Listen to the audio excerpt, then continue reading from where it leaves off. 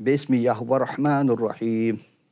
فلولا كانت قرية آمنت فانفعها إيمانها إلا قوم يونس لما آمنوا كشفنا عنهم عذاب الخزي في الحياة الدنيا ومتعناهم إلى حين. صدق اللہ العالمین. سورہ یونس قرآن شریف کا 10واں سورہ اور آیت نمبر ہے 98.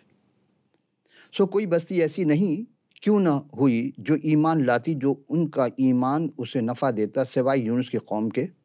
جب وہ ایمان لائے تو ہم نے دنیا کی زندگی میں ان کی ذلت کا عذاب دور کر دیا اور ہم نے انہیں ایک وقت تک فائدہ پہنچایا. عزیزان گرامی قدر، تمام حمد و ستائش پروردگار عالم کے لیے ہے. جو زندہ ہے اس کا کلام زندہ ہے اور اپنے کلام سے ہر زمانے کے لوگوں کو جھجھوڑتا ہے. اب جھجھوڑنے کے لیے اس کے پاس اسی کے انبیاء اکرام کی حالات طیبہ ہیں یا حیات طیبہ ہیں، اور ان میں جو جو واقعات ہوئے ہیں خواہ انہوں نے شکر گزاری کی ہو یا ناشکری کی ہو، دونوں باتیں درج ہیں. ہمیں چونکہ کہا گیا کہ نہیں، انبیاء سے کوئی غلطی نہیں ہوتی. ٹھیک ہے، انسان ہونے کے ناطے آپ صحیح کہہ رہے ہیں، انبیاء سے غلطی نہیں ہوتی ہے، لیکن ہو جائے تو پھر ان کو توبہ بھی کروایا جاتا ہے. یہ بات یاد ہونی چاہیے کہ ہم انسان ہیں، آدم کی اولاد ہیں، اور ہمارے شرس میں گناہ ضرور ہے. آئیے ہم پہلے سوال کی جانب چلتے ہیں کہ حضور قرآن شریف حضرت یونس یعنی ان کا اصل نام کیا تھا اور کتنے مقام پر آئے، اس کے کیا معنی ہیں. لفظ یونس جن کے نام سے ایک سورہ ہے اور اس میں 109 آیت ہیں، لیکن صرف 98 نمبر ایک آیت ہے جس میں ایک بار ذکر ہو رہا ہے، جس کی ہم نے آپ کی خدمت پیش کی. اور یونس کے قوم والوں، ان کی قوم کا 10واں سورہ ہے. 109 آیت میں سے باقی 108 آیت میں کس کا ذکر ہو رہا ہے؟ یونس علیہ السلام کا ذکر کیوں نہیں ہے؟ عزیزان گرامی، ہم دوسرے سوال کی جانب چلتے ہیں. اسی کے ساتھ ملک ہے کہ حضرت یونس جنہیں عبرانی زبانی یوناہ بن امتی کہا جاتا ہے، کیا یہ ایک ہی شخصیت کے دو نام ہیں؟ اور ان کا واقع کس بستی کا ہے اور کتاب مقدس کے حوالہ جات کے مطابق کیا ہے؟ جی ہاں، بالکل، حضرت یونس یا یوناہ یہ ایک ہی شخصیت کے دو نام ہیں. دراصل عربی میں عذر قرآن شریف میں انہیں یونس کہا گیا ہے، اور عبرانی میں ان کا نام حضرت یوناہ بن امتی ہے. اور عذر کتاب قاموس الکتاب صفحہ 1181 کے مطابق عبرانی میں یونس یعنی یوناہ کے لغوی معنی کبوتری یا قمری کے ہیں. اب اس میں دوسرا سوال یہ تھا اسی کا جز کہ ان کا واقع کس بستی کا ہے. قرآن شریف کے پہلے حوالے دیں گے، پھر ہم آئیں گے کتاب مقدس کی جانب. ہم صرف آپ کی خدمت ترجمہ پیش کریں گے کیونکہ آیت کے لیے ہمارے پاس دامن وقت میں گنجائش نہیں ہوتی ہے. تو یہ تفہیم القرآن کے 98 نمبر کا جو آیت ہے، اس کے کچھ صفحہ 312 میں انہوں نے حاشیہ میں لکھا ہے، اور ترجمہ ہم نے پیش کیا کہ کیا کوئی ایسی مثال ہے ایک بستی عذاب دیکھ کر ایمان لائی ہو اور اس کا ایمان لانا اس کے لیے نفع بخش ثابت ہوا ہو یونس کی قوم کے سوا. اب اس کی کوئی نظیر نہیں ہے. وہ قوم جب ایمان لے آئی تو البتہ ہم نے اس پر سے دنیا کی زندگی میں رسوائی کا عذاب ٹال دیا تھا اور اس کو ایک مدت تک زندگی سے بہرمند ہونے کا موقع دے دیا تھا. عزیزان گرامی، یہ سورہ یونس میں 10ویں نمبر کا سورہ ہے جسے ہم نے پیش کیا. تفہیم القرآن جلد 2 صفحہ نمبر 285 میں مولانا ابوالعلا مودودی صاحب مرحوم مغفور رقم کر گئے ہیں کہ سورہ کا نام حسب دستور محض دستور کے علامت کے طور پر 98 نمبر کا جو سورہ لیا گیا ہے، جس میں اشارت حضرت یونس کا ذکر ہے. سورہ کا موضوع بحث حضرت یونس کا قصہ نہیں ہے. مزید برآں حاشیہ صفحہ نمبر 213-12 میں آپ ملاحظہ کر سکتے ہیں کہ حضرت یونس جن کا نام کہ بائبل میں یہ لکھ رہے ہیں کون؟ مودودی صاحب، کہ جن کا نام یونا ہے اور جن کا زمانہ 860 قبل مسیح کا سے 784 قبل مسیح کے درمیان بتایا جاتا ہے. اگرچہ اسرائیل کے نبی تھے، مگر ان کو اشور یعنی سیریا کے والوں کے ہدایت کے لیے عراق بھیجا گیا تھا، اور اسی بنا پر شوریوں کے یہاں قوم یونس کہا جاتا ہے. یعنی اس قوم سے نہیں بھیجا گیا تھا، اس لیے ان کو قوم یونس کہا جاتا. اس قوم کے مرکز جو تھا وہ نینوا شہر تھا، بہت مشہور تھا، جس کے وسیع و عریض علاقے میں اس کے وسیع کھنڈرات آج تک دریائے دجلہ کے مشرقی کنارے پر موجود اور شہر موصل کے عین مقابل پائے جاتے ہیں. اور اسی علاقے میں یونس نبی کے نام سے ایک مقام بھی موجود ہے، اور اس قوم کا عروج ان کا اندازہ اس سے ہو سکتا ہے کہ اس کا دارالسلطنت نینوا جو 60 میل کے دور تک پھیلا ہوا تھا، اس کا احاطہ 60 میل کا تھا۔ مزید حاشیہ کے 312 میں لکھتے ہیں کہ قرآن میں اس قصے کی طرف 3 جگہ صرف اشارہ دیا گیا ہے، کوئی تفصیل نہیں دی گئی۔ عزیزم، آپ خود اس چیز کو مطالعہ کر سکتے ہیں، دیکھ سکتے ہیں تفسیر قرآن کے جلدوں میں حضرت یونس کا مطالعہ کیا ہے۔ عزیزان گرامی قدر، اب ہم دیکھتے ہیں سورہ انبیاء 21واں سورہ ہے قرآن شریف کا، اس کی آیت نمبر 87 اور 88 میں کیا بات ہے، ہم ترجمہ پر اکتفا کریں گے۔ 87 نمبر میں ہے کہ اور مچھلی والے کو جب اپنی قوم سے غصہ ہو کر چلا گیا، پس خیال کیا کہ ہم انہیں پکڑیں گے، اور پھر اندھیرے میں پکارا کہ تیرے سوا کوئی معبود نہیں، تو بے عیب ہے، بے شک میں قصوروار تھا۔ کوئی بات سمجھ میں نہیں آئی، اندھیرے میں پکارا، اور پھر اس نے کہا کہ، اور 88 نمبر میں پھر ہم نے اس کو دعا کی جو کی تھی، اس نے کیا کہا تھا، لا الہ الا انت سبحانک انی کنت من الظالمین۔ جب کسی پر مصیبت آتی ہے، عذاب میں مبتلا ہوتا ہے یا کوئی پریشانی ہوتی ہے، تو اس کا ذکر بہت، اس کو کہتے ہیں آیت مبارکہ، ذکر کرنا اس کا، تاکہ انسان خدا کے وحدان پر سمجھے اور اپنے گناہ کی اعتراف کرے۔ اچھی بات ہے، لیکن آگے چل کے وہ لکھتے ہیں 88 میں کہ پھر ہم نے اس کی دعا قبول کی اور اسے غم سے نجات دی، اور ہم ایمانداروں کو یوں ہی نجات دیا کرتے ہیں۔ اب ہم دیکھتے ہیں سورہ صافات جو 37واں سورہ ہے قرآن شریف کا، اس کے 139 سے 148 آیت، لیکن میں سے ترجمہ پیش کروں گا آپ کی خدمت میں۔ لیکن پہلی آیت میں وَإِنَّ يُونُسَ لَمِنَ الْمُرْسَلِينَ، اور بے شک یونس کے بھی رسولوں میں سے تھے، رسول کے فیض میں رکھا گیا کہ جب وہ بھاگ گیا اس کشتی کی طرف جو بھری ہوئی تھی، پھر قرا ڈالا تو وہ خطا کاروں میں سے تھا، پھر اسے مچھلی نے لقمہ بنا لیا اور وہ پشیمان تھا، پس اگر یہ بات نہ ہوتی تو وہ تسبیح کرنے والوں میں سے نہ ہوتا، تسبیح کرنے والوں میں سے ہوتا، اور تو ہم اس کے پیٹ میں اس دن تک رہتا جس میں لوگ اٹھائے جائیں گے، یعنی وہ مچھلی کے پیٹ میں ختم ہو جاتے اور قیامت کے دن ان کو اٹھایا جاتا، اس کی طرف اشارہ ہے۔ اور 146 نمبر، اور ہم نے اس دن اس پر ایک درخت بیلدار اگا دیا، اور ہم نے اس کو 1,00,000 یا اس سے بھی زیادہ لوگوں کے پاس بھیجا، پس وہ لوگ ایمان لائے، پھر ہم نے انہیں ایک وقت تک فائدہ اٹھانے دیا۔ اسی اور تھوڑا سا آگے چلتے ہیں، تیسری جگہ جو ہے وہ سورہ قلم ہے، 68واں سورہ قرآن شریف کا، اس میں 3 آیت میں تذکرہ ہو رہا ہے، آیت نمبر 48 سے 50 تک۔ 48 میں ہے، پھر آپ اپنے رب کے حکم کا انتظار کریں اور مچھلی والے جیسے نہ ہو جائیں، جبکہ اس نے اپنے رب کو پکارا اور بہت ہی غمگین تھا۔ آگے ہے 49 نمبر آیت میں، اگر اس کے رب کی رحمت اسے نہ سنبھال لیتی تو برے حال سے چٹیل میدان میں پھینکا جاتا۔ دیکھیں ابھی تو وہ مچھلی کے پیٹ میں ہے، لیکن 50 نمبر کے پس اس کے رب نے نوازا، پھر اسے نیک بختوں میں کر دیا، اس لیے یقین کے ساتھ نہیں کہا جا سکتا کہ یہ قوم کن خاص وجہوں کی بنا پر خدا کے قانون سے مستثنی کی گئی تھی۔ عذاب کا فیصلہ ہو جانے کے بعد کسی کا ایمان اس کے لیے نفع نہیں ہوتا، اور بائبل میں یونا کے نام سے جو مختصر سا صحیفہ ہے، اس میں کچھ تفصیل تو ملتی ہے مگر چندہ قابل اعتبار نہیں ہے۔ غور کیجئے، وہ کہنے کے قابل اعتماد نہیں ہے، کیونکہ اول تو نہ وہ آسمانی صحیفہ ہے، نہ خود یونس کا اپنا لکھا ہوا ہے، بلکہ اس کے 400-500 برس بعد کسی نامعلوم شخص نے اسے تاریخ یونس کے طور پر لکھ کر مجموعہ کتاب میں شامل کر دیا۔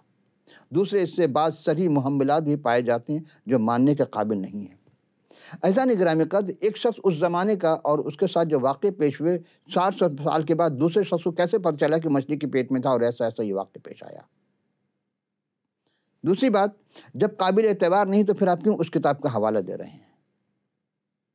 آپ کے پاس کہاں سے یہ باتیں آئیں مچھلی کا؟ بہت سارے سوالات اسٹوڈنٹ اٹھاتے ہیں، لیکن ہم یہ دیکھتے ہیں تاہم قرآن شریف کے ساتھ میں ارشادات جو ہوئے سورہ یونس میں تفصیلات پر غور کرنے سے وہی بات صحیح معلوم ہوتی ہے۔ اب سورہ یونس میں تو صرف ایک جگہ ذکر ہے کہ یونس کی قوم والوں، باقی کوئی تفصیل ہے ہی نہیں، تو یہاں پھر آپ یہ کہیں گے کہ جی یہ وثاق انبیاء ہو گیا۔ عزیزان گرامی، اگر ہم اس چیز کو اسٹوڈنٹ کی حیثیت، تعلیمی کی حیثیت سے اگر اس کو مطالعہ کرتے ہیں تو بہت سارے سوال اٹھتے ہیں، انگشت تو نمائی ہو جاتی ہے لیکن انگشت بدندہ ہو جاتے ہیں ہم، کہ کیا کہیں۔ چونکہ حضرت یونس چونکہ عذاب کی اطلاع دینے والے بعد اللہ تعالیٰ نے انہیں معاف کر دیا، قرآن مجید میں خدائی دستور کے جو اصول و کلیات بیان کیے کہ ان میں سے ایک مستقل دفعہ یہ بھی ہے کہ اللہ تعالیٰ کے اس قوم کو اس وقت تک عذاب نہیں دیتا جب تک اس پر حجت پوری نہیں کر لیتا. پھر جب نبی اور یا اس قوم پہ جو بھی لوگ ہوں مہلت دی جاتی ہے اور آخر لمحے میں نصیحت کا سلسلہ جاری نہیں رہتا، بلکہ اس پر کیا ہوتا ہے، وقت مقرر پر پہلی بطور خود ہی ہجرت کر گیا. یعنی آخر لمحہ جب ہوتے تو نصیحت جاری رکھتا ہے، اور وہاں سے نبی جو ہجرت کر گئے. اور اللہ تعالیٰ نے انصاف نے اس قوم کو عذاب دینا گوارا نہ کیا، کیونکہ اس نے اتمام حجت کی قانونی شاید پوری نہیں کی تھی. اور یہ مزید تفصیل آپ دیکھ سکتے ہیں سورہ صافات کی اور تفہیم القرآن جلد 2 صفحہ 313 میں کہ یہ قوم ایمان لے آئی اور اس کو مہلت کے لیے عمر دیا گیا. بس یہی باتیں ہیں. لیکن سوال یہ ہے کہ آخر یہ گمراہی جو انسان میں آئی کہاں سے آئی؟ عزیزان گرامی،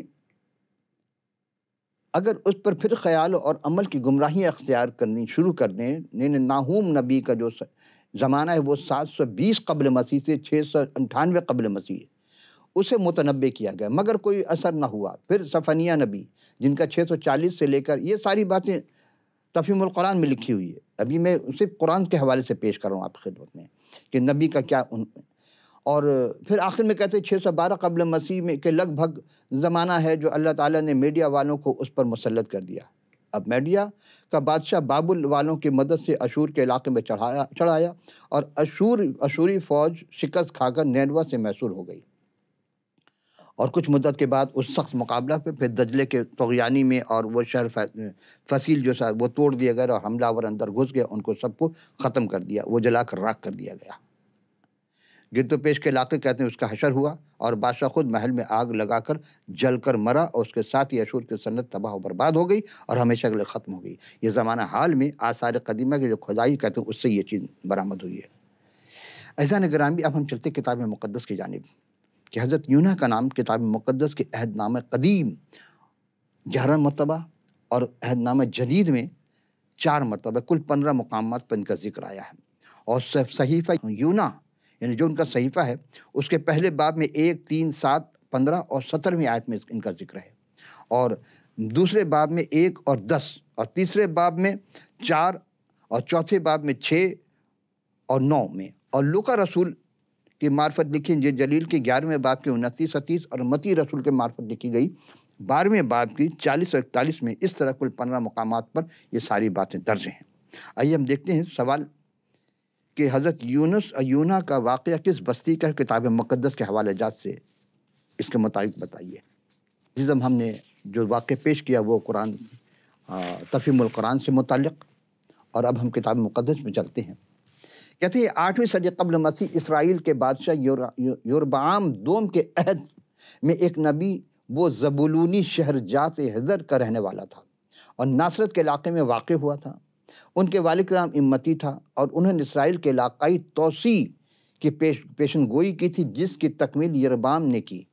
اور یہ دوسرا سلاطین 14ویں باب کی وہ 25ویں آیت سے آگے آپ دیکھ سکتے ہیں. اب ہم آپ سب کی خدمت میں یونس یعنی حضرت یونہ بن امتی علیہ السلام کے متعلق عرض کرنے کے 12 انبیاء اصغر. دیکھیں کتاب مقدس کے جو پرانا عہد نامہ ہے اس کو 5 اور 12 سے بہت زبردست تقسیم کیا گیا ہے. اگر 5 اور 12 آپ کے ذہن میں ہو، آپ سب جانتے ہیں 5 اور 12 کس کی طرف اشارہ ہوتا ہے، لیکن 5 جو ہے وہ پہلی 5 کتاب جو توریت کہلاتی ہے. 12 کتاب وہ ہے جو انبیاء کی تواریخ ہے جس کو کہانی قصے کہا جاتا ہے. پھر 5 کتاب وہ منظوم ہے، شاعری کی کتاب ہے. پھر 5 کتاب وہ انبیاء اکبر ہیں. پھر 12 کتاب وہ انبیاء اصغر ہیں. اس طرح یہ تقسیم ہم آسانی سے آپ کی خدمت میں پیش کر رہے ہیں. اب ہم چلتے ہیں کہ انبیاء اصغر میں حضرت یونس یعنی یونہ بن امتی کا شمار 5ویں نمبر پر آتا ہے، اور ان کے جو کتاب کا خلاصہ یہ ہے کہ سورہ کا شمار 32واں نمبر پر ہے. اور تعارف یہ کتاب کہ کس نے لکھی، کب لکھی، کیوں لکھی، کس کے لکھی گئی، آج اس کتاب کا کیا ہوگا. تو کچھ باتیں آج ہم پیش کریں گے جیسے دامن وقت میں گنجائش رہی، اور نہیں رہی تو پھر ہم اگلے نشست میں اس کو مکمل کریں گے.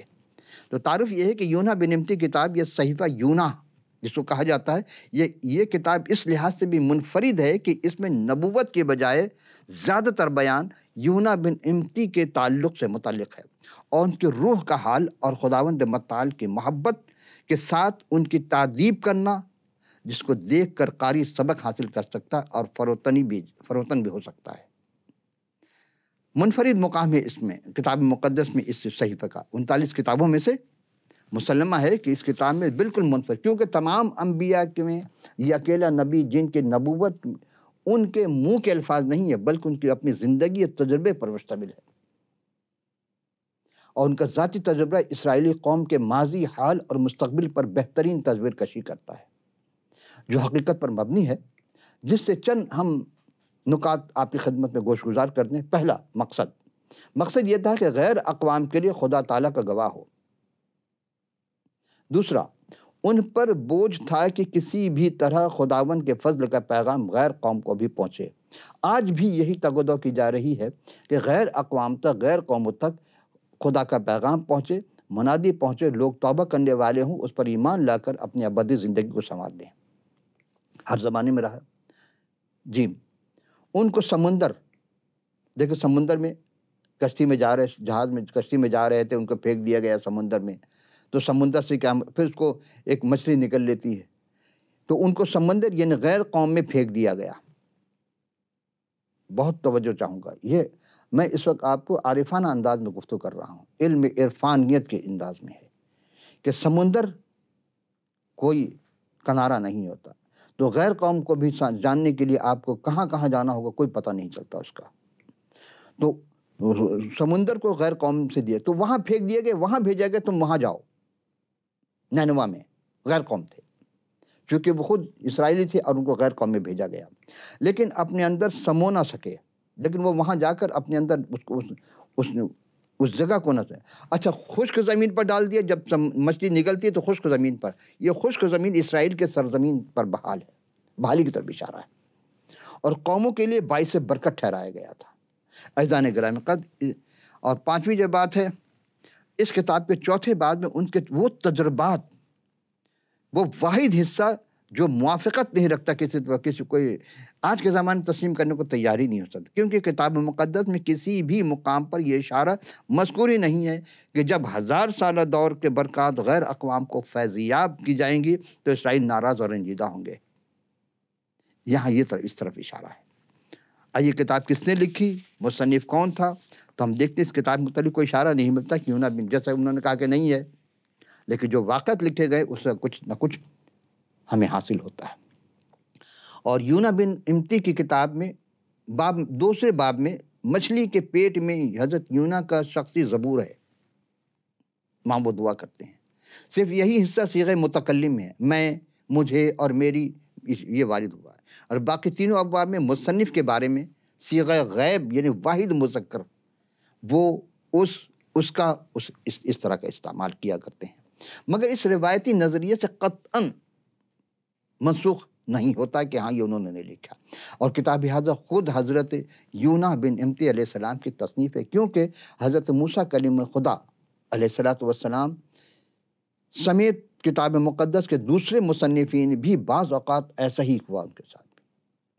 تو حضرت یونا بن امتی کی تصنیف 2 تواریخ بتاتی ہے، ایک جب وہ 15 جون 763 قبل مسیح میں مکمل گرہن ہوا، جو 765 تا 795 قبل مسیح، اور دوسرا 810 تا 782 قبل مسیح سے قبل نہیں ہے، یعنی کتاب لکھنے کے۔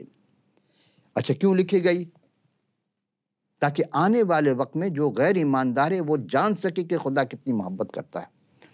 اب ایک اور سوال کہ خدا تعالیٰ یونا بن امتی کو کس کار خاص پر معمور کر کے نینوا بھیجنا چاہتے تھے؟ وہ کون سا کام تھا جن کو کہا تھا تم وہاں جاؤ؟ قرآن کے حوالے سے کہتے ہیں جب ان کی قوم تھی، قوم تو نہیں تھی ان کی، وہ تو اسرائیل تھے، تو ان کی قوم کہاں سے ہو گئی؟ وہ تو غیر اقوام تھے، بت پرست تھے۔ اچھا، کیا تھا وہاں پہ؟ وہ لوگ کال، چاند گرہن، سورج گرہن جیسے واقعات کو کسی آنے والی آفت یا تباہی کا منحوس یا سایہ مانتے تھے۔ آج بھی ہمارے یہاں بہت سارے لوگ ہیں، چاند گرہن ہو جائے، سورج گرہن ہو جائے تو کہتے ہیں یہ تو بہت بڑی مصیبت آئے گی حکومت کے لیے، رعایا کے لیے، وغیرہ وغیرہ۔ بھائی سائنسی اصول میں دیکھیں گے جب چاند گرہن اور سورج گرہن کیوں ہوتا ہے، جب گردش کرتے ہوئے زمین اس کے درمیان میں آ جائے، چاند سورج کے درمیان میں آ جائے. تو حضرت یونا بن امتی کو اہل نینوا کے دلوں کو منادی کرنے کے لیے، تیار کرنے کے لیے استعمال کیا گیا تھا. جاؤ ان کے دل کو منادی کی تیاری کرو. اور خدا تعالیٰ نے انہیں نینوا میں منادی کرنے کے بھیجا کہ نینوا اسرائیل سے کے سب سے بڑے دشمن اسور کا دارالحکومت تھا. اب دشمن کے نرغے میں بھیجا جا رہا نبی کو. ان کی قوم نہیں ہے جو آپ نے کہا کہ تو ان کی قوم نہیں، وہ تو غیر قوم تھے، یعنی غیر قوم تھے. اگر طبعی نقطہ نظر سے دیکھیں تو یوناہ نبی وہاں جانے سے کیوں ڈرتے تھے؟ جب خدا نے انہیں بھیجا کہ اسور کے دارالحکومت نینوا میں جا. کیوں جاؤ؟ تاکہ توبہ کی منادی کرنے کو جائیں، لوگوں سے گناہ سے توبہ کروانا، یہ اصل ہے. لیکن بلاہٹ کے کام سے ہچکچاتے ہوئے، کیونکہ انہیں خدشہ تھا کہ کہیں یہ شہر توبہ کر لے اور بچ جائے. اب ایک نئی بات، خدا کہہ رہے جاؤ جا کے توبہ کراؤ ان کو. آج بھی یہی چیز ہے. آقا السلام علیہ کے زمانے میں یہ بات تھی کہ توبہ کرو. یحییٰ جو تھے، یوحنا سباغی، یہی کہتے کہ توبہ کرو کہ خدا کی بادشاہی نزدیک آنے والی ہے. آج بھی یہی پکار ہے کہ توبہ کرو کہ خدا کی بادشاہی نزدیک آنے والی ہے. اب کون سی بادشاہی، یہ ہم آگے چل کے پیش کریں گے، بلکہ کئی بار پیش کر چکے. اس لیے اسوری نہایت ظالم اور بے رحم قوم تھی، اور ان کے قدموں کا یقین کیا جائے تو وہ اپنے زندہ دشمنوں کی کھال ادھر لیتے تھے، اتار لیتے. ان کی کھوپڑیوں کے مینار بنا انہیں ڈھیر کر دیتے تھے. قتل عام تھا. اس کے علاوہ بھی وہ کئی ہولناک عجیب کام کیا کرتے تھے، اور وہ نینوا میں جائیں اور وہاں کے لوگوں کو ان کی بدی پر احتجاج کریں. کیوں بھئی اکیلا آدمی کیا کر سکتا؟ اکیلا چلا بھاڑ نہیں پھوڑتا، اور وہ اکیلے خدا کہہ رہا تو جا. اس لیے کہ خدا ان کے ساتھ ہے، اور جو ساتھ خدا ہو تو پھر کوئی خلقت اس کا مقابلہ نہیں کر سکتی. جناب ابراہیم کے ساتھ خدا تھا، کسی نے مقابلہ نہیں. موسیٰ علیہ السلام اکیلے تھے، کوئی مقابلہ نہیں کر سکا. فرعون ایک عصا تھا ان کے ہاتھ میں. یہاں بھی کہہ رہے تو جا. مثلاً یہ کہ خدا اپنے نبی کو ہمت و حوصلہ دلاتا کہ میں تیرے ساتھ ہوں، لیکن انہوں نے ایسا نہیں کیا بلکہ حکم عدولی کی. پانچواں سوال، ایک اور سوال کہ حضرت یوناہ بن امتی نے حکم خدا کی نافرمانی کی اور وہاں سے کہاں بھاگ کر کس سے دور ہو گئے؟ کس سے دور ہو گئے؟ دیکھا جب سوال کرتے ہیں، بس ظاہر سی بات ہے جس آبادی میں خدا بھیج رہا تو اس آبادی سے دور ہو گئے ہوں گے، لیکن نہیں. آئیے ہم دیکھتے ہیں جواب کہ حضرت یوناہ بن امتی وہ واحد نبی ہے جنہوں نے حکم خدا کی کھلم کھلا نافرمانی کی، اور وہ وہاں سے یافا پہنچے اور پھر وہاں سے ترتس کو جو اسپین کے جنوبی ساحل پر بندرگاہ کو جانے والے جہاز پر سوار ہو گئے. جبکہ رب العالمین کی یہ خواہش تھی، یہ وہ چاہتا تھا پروردگار عالم کہ یوناہ نینوا میں جائے اور توبہ جو فلسطین سے 500 میل تقریباً 800 کلومیٹر شمال مشرق میں ہے واقع ہے، وہ مشرق میں جانے کے بجائے 2000 میل یعنی 3200 کلومیٹر مخالف سمت میں چلے گا، مغرب کی جانب. خدا کہہ رہے مشرق میں جا، وہ مغرب میں چلے گئے. آج بھی ہمارے ساتھ یہی ہے، ہم بھی وہی کر رہے ہیں. خدا اپنی طرف بلاتا ہے، ہم کہیں اور جا رہے ہیں. غور کیجئے گا کہ خدا کہاں آواز دے رہا ہے مجھے اور ہم کدھر جا رہے ہیں. اور ایک اور بات کہ ایک روایت کے مطابق یہودی چونکہ سمندر سے نفرت کرتے تھے، اور خدا تعالیٰ چاہتے تھے کہ وہ ہلال زرخیز میں خشکی کے راستے سفر کرے، مگر انہوں نے خدا کی بات کو ترک کر کے سمندر کے راستے جو کہ بد مزہ سفر ان کے لیے اختیار کیا، وہ ادھر جا رہے. اور خدا تعالیٰ نے انہیں اپنے زمانے میں سب سے بڑے دارالسلطنت کو بھیجا، مگر حضرت یوناہ امتی نے دور دراز کے ایک تجارتی شہر کی جانب بڑھے جو مہذب دنیا کے کنارے بالکل واقع تھا. اور خدا نینوا میں اپنے نبی کے ہمراہ جانا چاہتا تھا. وہ چاہتا تھا کہ یہ جائے، میں اس کے ساتھ رہوں گا. سوچے آج بھی خدا کہتا ہے کہ اگر تم مجھ پر ایمان رکھتا ہے تو میں تیرے ساتھ ہوں. وہ ہے نا، نحن اقرب الیہ من حبل الورید، ہم تو تمہارے شہر سے زیادہ قریب ہیں. لیکن ہم چونکہ ہمارا ایمان کمزور ہو چکا ہے، زبان سے تو کہتے ہیں کہ ہاں خدا ہے، لیکن یہ لیکن میں سارا وہ معاملہ گڑبڑ ہو جاتا ہے. تو خدا نے اپنے نبی کو چاہا کہ وہ اس کے ہمراہ جائے، مگر انہوں نے خدا تعالیٰ کی حضوری سے، قدرت سے دور بھاگنے کی کوشش کی. یہ بات تھی کہ کس سے دور؟ خدا کی حضوری سے اور اس قدرت سے دور چلے گئے. اگر خدا کے حضور میں رہتے تو کیا کچھ نہیں ہو سکتا تھا. آج بھی ہمارے ساتھ ہمیں بھی خدا یہی کہتا ہے. تو اگر ہم خدا کے حضور میں رہیں تو اس کی قدرت کا نظارہ دیکھیں. آنکھ والا ہو تو قدرت کا تماشا دیکھے. اور دیدہ کور کو کیا آئے نظر، ہم سب آنکھ ہوتے ہوئے دیدہ کور ہو گئے. عزیزان گرامی، کیا وہ ایسا کرنے میں کامیاب ہو گئے جو خدا کے حکم عدولی کا دوسری چلے گئے؟ نہیں. آج ہم بھی اپنے آقا مولا کے کھلم کھلا کتنے ہی ایک کام پہ نافرمانی کرتے ہیں. تو سوچے نبی نے ایک نافرمانی کی تو اس کو کہاں لے گیا.